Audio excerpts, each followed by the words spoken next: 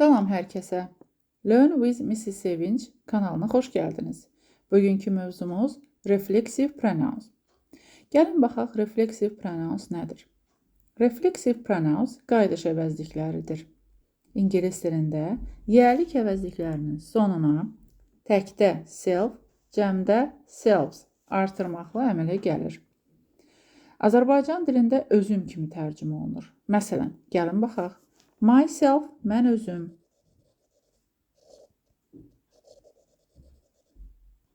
Yourself, sən özün. Himself, o özü. Kişi cinsi. Herself, o özü. Qadın cinsi. Itself, o özü. Cansız əşya və heyvanlar. Ourselves, biz özümüz.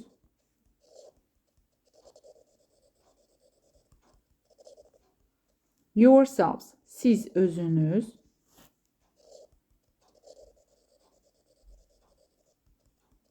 Themselves, onlar özləri.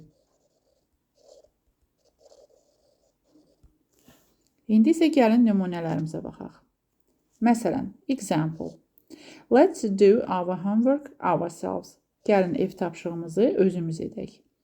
Let's, yəni let us deməkdir. Us isə adlı halda olan şəxs əvəzliyi, we şəxs əvəzliyinin obyekt halıdır. Ona görə də ourselves qayıdış əvəzliyi ilə işlənir. I can do it myself. Mən onu özüm edə bilərəm. Baxaq nümunəmizə. Burada myself cümlənin sonunda işlənib, qayıdış əvəzlikləri cümlənin ya sonunda, ya da aid olduğu şəxs əvəzliyinin yanında işlənir. Məsələn, I can do it myself, I myself can do it. Mənaları eynidir. Mən onu özüm edə bilərəm. Növbəti cümlələrimizə baxaq. Sometimes I talk to myself. Bəzən mən öz-özümə danışıram. She always thinks highly of herself. O, həmişə özü haqqında yüksək düşünür. Qayıdış əvəzlikləri həm də preposition, yəni söz önləri ilə işlənir. By söz önü ilə qayıdış əvəzliyi işlənərkən Azərbaycan dilinə tək başına kimi tərcümə olunur. Məsələn, I like living by myself. Mən özüm tək başına yaşamağı xoşlayıram. By myself, on my own deməkdir.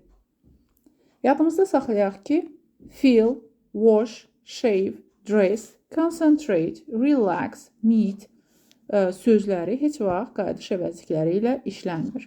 Məsələn, how do you feel? Özünü necə hiss edirsən? How do you feel yourself? Olmaz. Aşağıdakı cümlələrimizə baxaq. Ayan, do exercise yourself. Ayan, tapşırıqlarını özün et. Xitab olarsa cümləmiz yourself qayıdış əvəzliyindən istifadə edirik. Növbəti cümlə isə nəqli cümlədir. Ayan does exercises herself. Ayan ev tapşırığını özü edir. Ayan mübtədamız xəbər mübtəda ilə uzlaşır. Yəni ayan üçüncü şəxsin təkidir. She, ona görə xəbərin sonuna, fiilin sonuna es artırılıb. Bu qədər. Növbəti videolarımızı izləmək üçün like atmağı və abunə olmağı unutmayın. Sağ olun, salamat qalın.